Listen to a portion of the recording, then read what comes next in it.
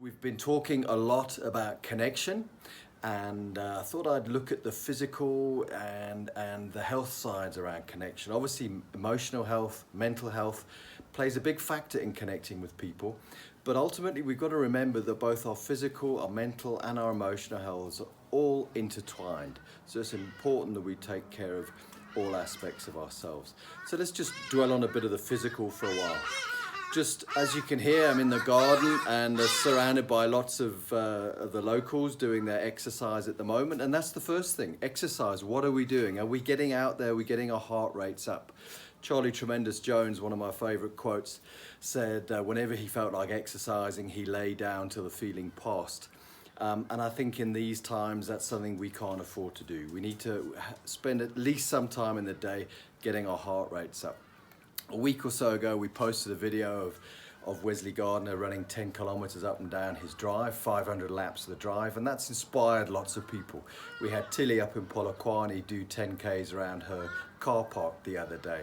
An amazing 59 kilometers, 62,500 steps by Charmaine down in Cape Town, taking part in some lockdown marathon. Don't know how long it took, but what an awesome achievement. Also physically, we need to be very careful about our breathing. When we take deep breaths, it slows our nervous system down. Most of us don't breathe deeply enough, and therefore we're constantly triggering our fight or flight nervous system. So even if it's once an hour, twice a day, whichever, take some deep breaths, take some really big breaths. Just breathe in through your nose, to the count of 5 or 6. Hold it, and then slowly breathe out for like 8 to 10.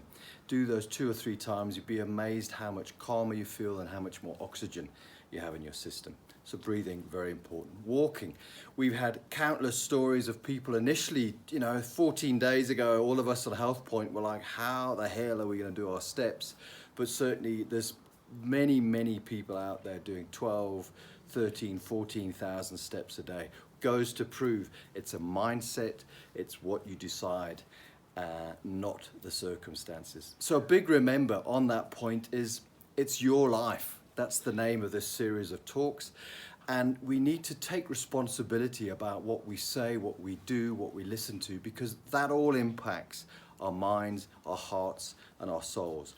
And so be discerning about what media you listen to and how much. Be mindful, take time out, have a nice cup of tea on your own from time to time. Turn the Wi-Fi off and let everything settle down for a few hours and get some balance back in your life. We need to act responsibly because your impact is not just you, it's your family, it's the people staying with you, it's your friends, it's your colleagues, everyone you're connecting with daily. And you've got to ask yourself, what impact do you want to give? So really, in closing, just to quote a misquote of probably the most quoted guy in the world, Gandhi, you need to be the change you want to be. And I think that's a great way to close.